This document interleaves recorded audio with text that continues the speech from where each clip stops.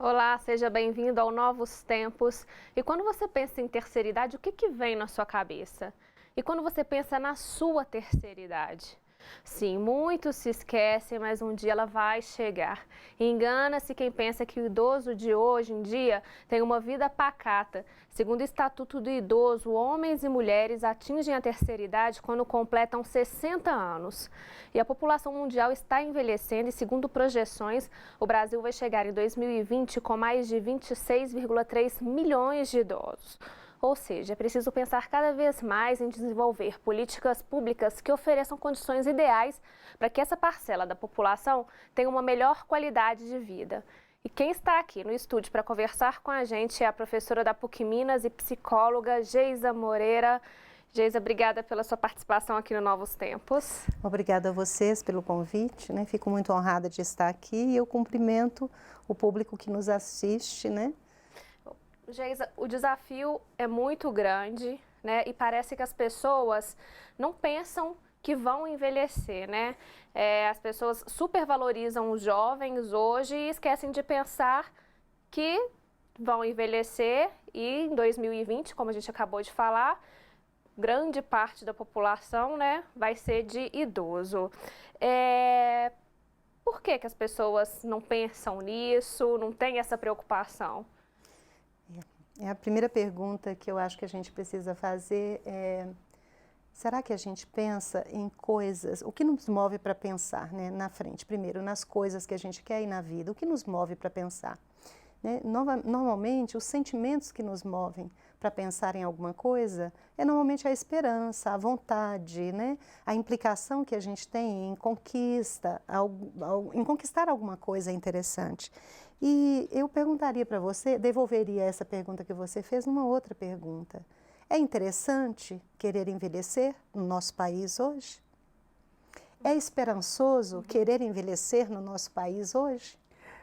Eu acho que é nesse sentido que eu queria te fazer a primeira pergunta, entrando na conversa, né, essa alegria de tê-la aqui também no nosso programa. Ô Geisa, há uma tendência, assim, um senso comum de que velhice é lugar, é um espaço ruim, é um momento da vida com uma carga negativa muito grande, é só dor, é só rejeição, mas toda idade tem prazer e gosto, Claro. né? Por que essa dificuldade de integrar na vida esse momento que é de todos nós? Sim, sim. Então, eu acho que a pergunta, né, converge, as duas perguntas convergem no sentido da gente pensar as relações que nós temos com o tempo. O sujeito, ele tem uma relação com o tempo, nós seres humanos nos relacionamos com o tempo, permeados também por aspectos culturais, pelas nossas crenças, pelas nossas formas de nos concebermos neste mundo, no universo. E é a partir dessa crença, da cultura, dos medos, das dificuldades, e também daquilo que nos provoca esperança, né, do verbo esperançar, como diz Paulo Freire, é aí que vai fazer com que a gente pense ou não numa velhice como uma velhice boa. Eu tenho certeza, e eu sou uma das pessoas que caminham nessa contracorrente, porque eu realmente tenho muita esperança para a velhice, não só para a minha, mas para as de muitas pessoas. Comecei a trabalhar com esse tema ainda muito jovem, né? Então eu sempre marco a velhice muito mais pelos aspectos positivos que ela traz e por um tempo que é um tempo de produção efetiva, mas de uma outra produção que talvez ela não esteja no âmbito daquilo que a gente fala do que significa produzir hoje. E eu acho que essa é a grande questão para se pensar a velhice como ruim. E associada a isso, quer dizer, então nós estamos num contexto onde o produtivismo é colocado como se fosse produção. Então, e a gente leva não tanta pensa. gente a adoecer ainda jovem, né? Pois é, pois é. E é engraçado porque é contraditório, né? Se você for pensar, na velhice seria o tempo de você colher os frutos plantados, né? E esses frutos plantados, eles deveriam dar a cada cidadão, a cada pessoa e a nossa própria existência, como se fosse estar fechando um livro da vida né, de uma forma grandiosa. É o ápice da nossa existência, da nossa vida, seria então na velhice. Só que nós temos uma contração, né? Nós temos uma contração muito grande do presente, como diz o Boaventura Souza Santos, e eu acho que hoje, a contrair esse presente é fazer com que a nossa esperança no futuro, ela venha também por um viés que é de produção, e dessa produção louca que a gente vive no cotidiano. E a velhice é um tempo de contemplação, é um tempo de você olhar para trás e falar assim, poxa, o que eu fiz, o que eu construí, como é que está isso que eu construí? Então, eu penso que é nesse sentido que a velhice é um tempo de produção, sim, mas de uma outra produção, e é um tempo de esperança e de felicidade também, de bons afetos. Ô Geisa, para além dessa cultura que nos leva a olhar com negatividade a velhice, a gente sabe, historicamente, a nossa realidade mostra que os idosos ainda são muito o arrimo da família. Mas eu queria, assim, olhando assim, na sua percepção, quais são os grandes desafios que essa fase da vida nós temos que enfrentar na atual realidade do Brasil? Sim. Vamos começar pensando que, eu costumo pensar que sempre o nosso país, ele tem também muita coisa boa, né? Eu gosto de olhar também pelo lado positivo. Somos um país, né, que tem um clima bom, que temos uma circunstância que propicia uma vida legal, se você for pensar em termos de biodiversidade, em termos de ambiência para se envelhecer bem, nós temos um país fantástico para isso. Mas nós temos alguns aspectos que dificultam isso. Por exemplo, uma cultura que não coloca o envelhecimento como algo bom, que isso vem sendo trazido ao longo do tempo, né? O envelhecimento como perda, o envelhecimento como dificuldade. Tem perdas na velhice? Tem, claro. Eu não posso negar que existem perdas ao longo da vida. Mas essa perda, porque negá-la seria também não querer envelhecer. Só que essa perda, ao mesmo tempo, como você falou, ela traz ganhos e os ganhos eles têm que ser computados. Mas esses ganhos, para eles existirem, a gente tem que ter um país implicado no envelhecimento. Essa implicação ela começa com políticas públicas que apoiem desde a criança, o jovem, o adulto e o velho. E se a gente vai falar de velhice, né, hoje, nós temos um país de longevos também, nós temos muitas pessoas vivendo acima dos 100 anos, e a longevidade ela chegou aí para ficar também em alguns aspectos, mas o aumento da quantidade de anos não significa, como dizem, né, como vários autores afirmam, o aumento na qualidade de vida também. Essa qualidade ela depende de políticas públicas. Eu acho que a gente ainda está engatinhando nas políticas públicas, mas já tem iniciativa. Eu queria convidá-los para assistir. Vamos dar uma olhadinha na matéria. Uma das únicas certezas da vida é que o tempo passa e um dia todos nós envelheceremos. Até 2025, o Brasil deve tornar-se o 6º país com o maior número de pessoas acima de 60 anos. Além disso, a ONU também estima que na próxima década, o número de idosos chegará a 1 bilhão em todo o mundo. Então, como será que essa população, cada vez mais numerosa, anda levando a vida? Desde 6 da manhã que eu levanto, o dia inteiro mexo. Às vezes não dá nem para descansar depois do almoço, então o dia inteiro movimento. Não dá para parar mesmo, só vou parar à noite mesmo, 10 horas da noite. Dona Ana faz parte dos 6% de cidadãos belo-horizontinos que estão acima de 60 anos.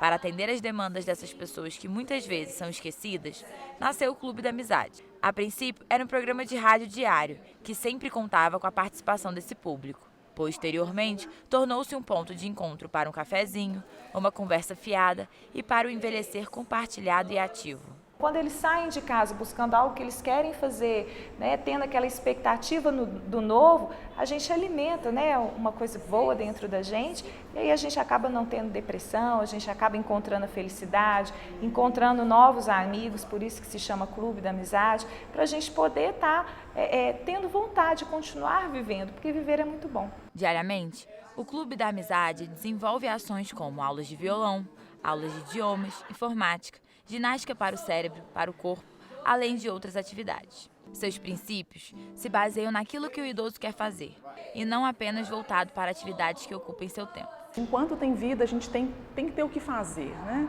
E esse fazer ele tem que ser útil, ele tem que ser prazeroso e ele tem que ter um significado. São espaços como esse que sustenta e que funcionam como uma espécie de laboratório para a gente poder estar criando maneiras de fazer com que essa energia da terceira idade seja também aproveitada socialmente, né? O estereótipo dos idosos, doentes e solitários, não corresponde mais às pessoas acima de 60 anos.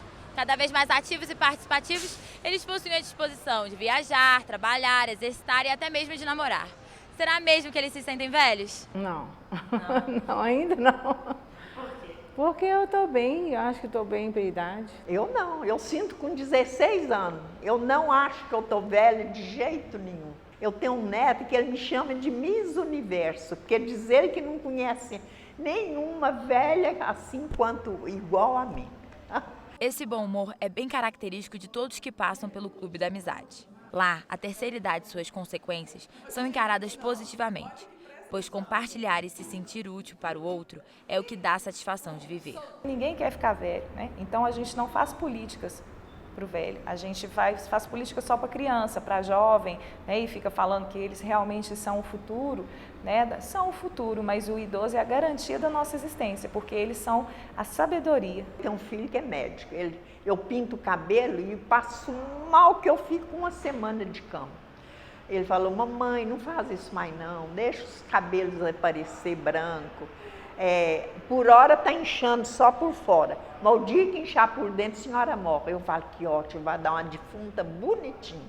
Então, eu queria que a gente, tendo como pano de fundo essa reportagem, a gente entrasse nesse assunto das políticas públicas, né? Nós temos hoje um Estatuto do Idoso. Como é que você avalia, assim, fazendo um panorama, as principais conquistas ou os grandes desafios dessas políticas?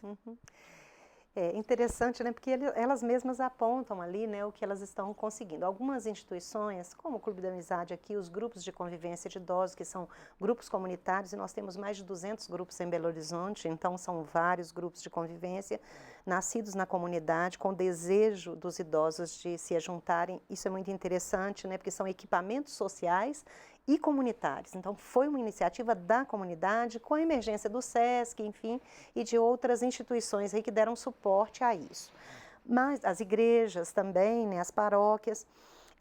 Mas tem uma coisa interessante, assim, do ponto de vista do Estatuto, a maioria das políticas que são básicas para sustentar uma velhice com qualidade, as principais não foram implantadas ainda. Muitas conquistas a gente teve. Então, vamos pensar as conquistas na saúde. A gente hoje tem, né, planos que são focados na pessoa idosa, PAEF, planos da assistência que também são focados na pessoa idosa, visitas domiciliares. Isso elas veem como um avanço grande. Outras políticas interessantes, né, as políticas de proteção, foi fundada mesmo desde a primeira Conferência Nacional de Direitos da Pessoa Idosa, então, numa democracia mais participativa, a gente teve várias conferências, e nessas conferências foram colocadas algumas questões que são cruciais para o desenvolvimento das políticas públicas. Entre elas, e aí eu vou citar onde a gente ampliou algumas políticas, como as políticas de proteção, elas foram ampliadas. Quando você pensa em políticas relacionadas ao idoso, né, que está em atividade, mas que está saudável, você ainda tem algumas políticas que auxiliam, mas elas auxiliam muito mais por uma vertente que é uma vertente não oficial do ponto de vista orçamentário, e política funciona com orçamento. Qualquer gestor sabe disso. Por exemplo, existe uma política que impede hoje o idoso, ela é impeditiva do idoso, do direito de ir e vir, que é um direito fundamental, né? E de alguns outros direitos, por exemplo, de direitos humanos básicos, que é a educação. Nós não temos educação para a pessoa idosa. Qual educação que a gente tem para a pessoa idosa? Idoso tem direito à educação formal e informal, como a criança tem, como o adulto tem, porque é um direito de terceiro nível, é um direito fundamental como o direito de ir e vir. Ô, Geisa, a gente está com um tempo curtinho para esse bloco, mas eu quero continuar tá, com esse assunto no segundo bloco. Vamos para um rápido intervalo, a gente volta já já, não saia daí.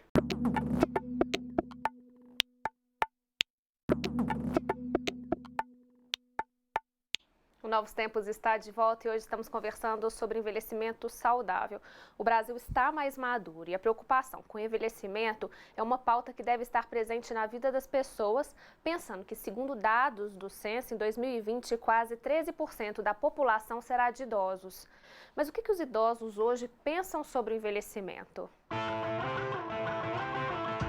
Graças a Deus, minha vida é boa. Andando, caminhando, curtindo meus filhos, minhas netas. Eu uso a internet para WhatsApp, com os amigos, esporte. Educação física todo dia, eu tenho diabetes, a médica mandou que fizesse todo dia. Agora eu estou querendo mesmo descansar, né? Cumprimento todo mundo, bom dia, não faço nada. Agora eu estou passeando, andando de avião, andando de ônibus para tudo quanto é canto, graças a Deus. e aí eu vou levando a minha vida. Das ruas agora a gente vai direto para a internet ver o que os internautas têm comentado sobre o assunto.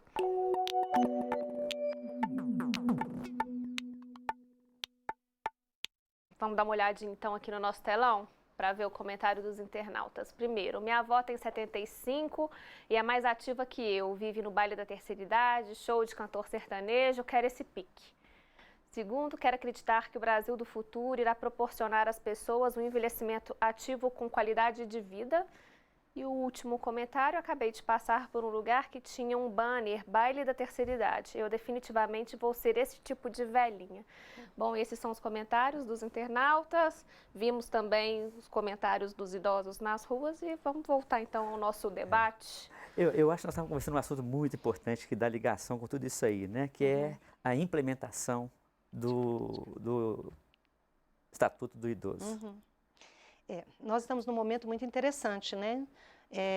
As mudanças ocorridas aí, e eu acho que a minha esperança maior é que o nosso prefeito atual também possa trazer contribuições interessantes e que o envelhecimento seja olhado, pelo menos com dois vieses. Eu estou pensando na política pública especificamente. Nós temos que ter primeiro um plano municipal para pensar a política, a implementação das políticas públicas de atenção à pessoa idosa, mas a gente tem que pensar isso num eixo com eixos que sejam interessantes. Por exemplo, ao pensar nisso, a gente tem que pensar a diversidade, né, do envelhecimento. Então, tem esses idosos que estão aí, que estão em plena atividade. Então, a gente tem o envelhecimento ativo, mas a gente tem o envelhecimento com fragilidade. Uma política não pode pensar só no idoso ativo ali. Ela tem que pensar também no idoso frágil. Ela tem que atender aos diversos segmentos. Ela tem que atender o idoso pobre, mas tem que atender o idoso com a condição de renda um pouco melhor.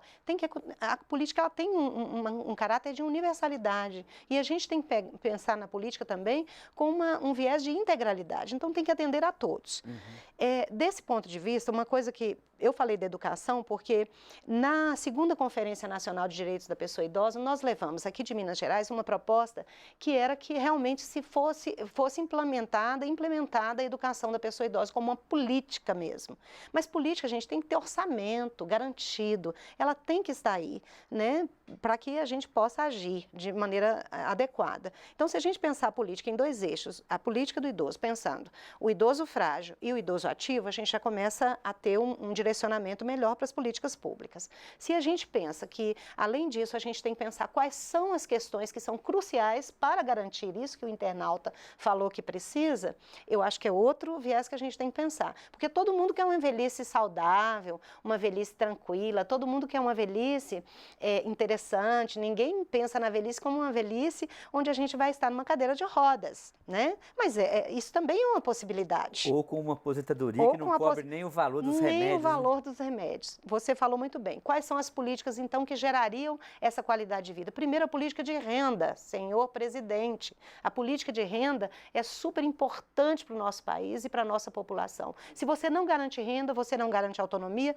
você não garante dignidade à pessoa idosa. Se você não garante educação, você também não garante a participação da pessoa idosa nos diversos âmbitos em que ela precisa participar. Porque uma coisa é levar o idoso para dançar num baile um dia ou outro. Outra coisa é fazer com que o idoso seja escutado, inclusive no momento de construir as políticas públicas, né?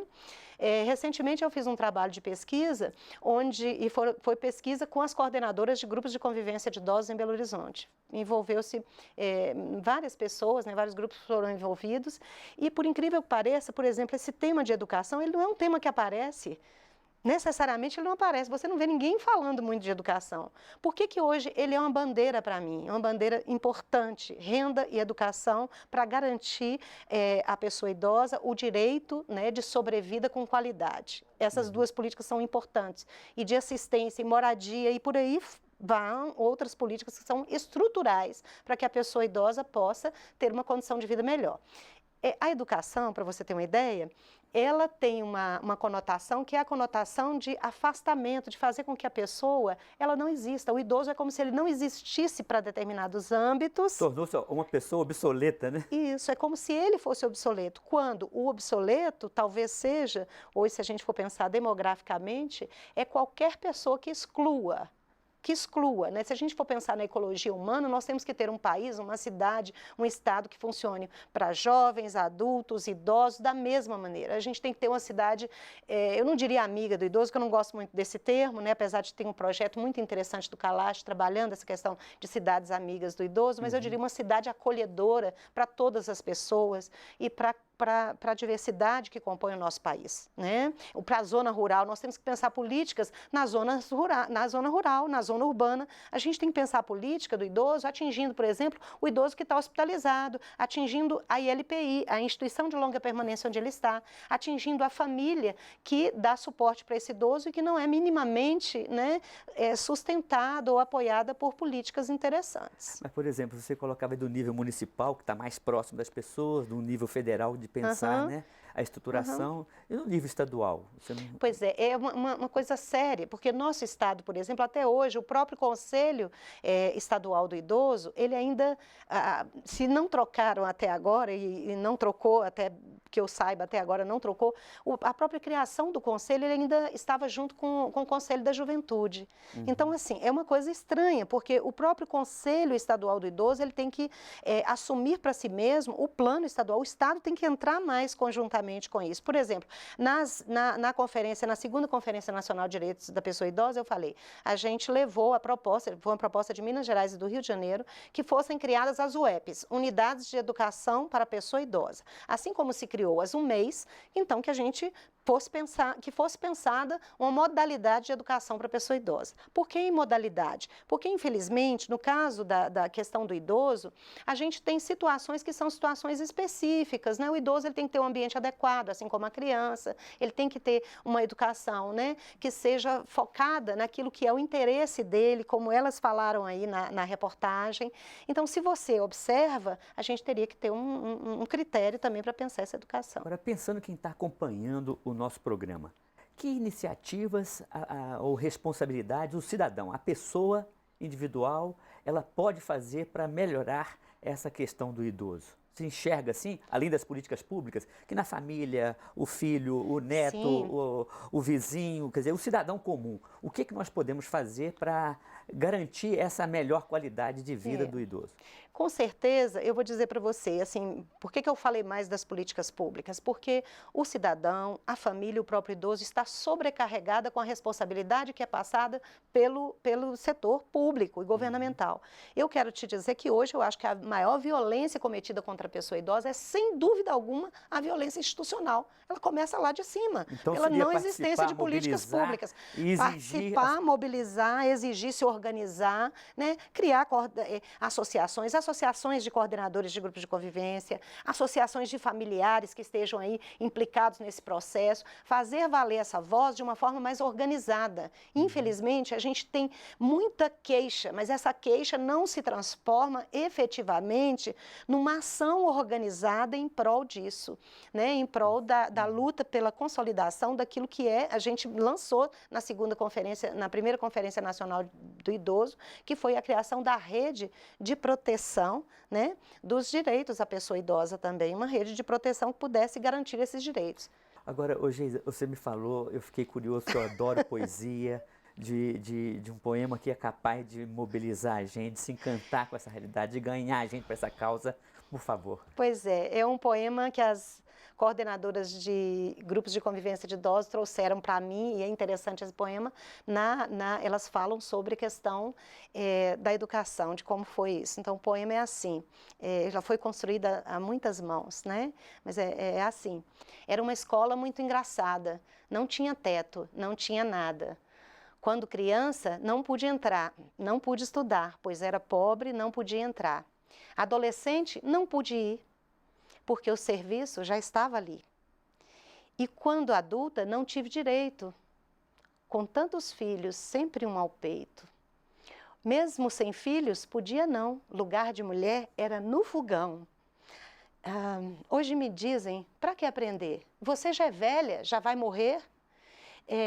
Nem o alfabeto pode entender, não tem memória, vai esquecer. Mas se é um direito fundamental, por que para o velho exclusão total? velhice ativa, cidadania, tanto estatuto e lei para entender, mas sem escola, que ironia! Como é que vamos nos defender? O grupo agora, eram idosos do grupo de convivência, né? O grupo agora é nossa escola, não tem frescura, a gente é que fez.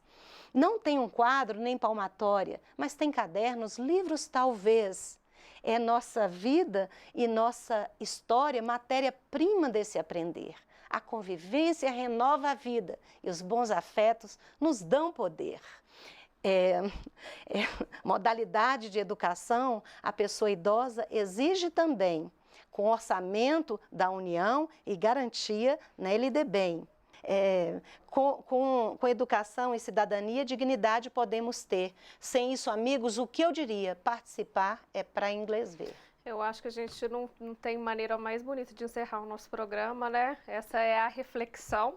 Obrigada, gente. Obrigada pela participação. E o Novos Tempos é uma parceria da PUC-TV Minas e o Ânima, Sistema Avançado de Formação da PUC Minas. A gente volta na semana que vem. Até lá!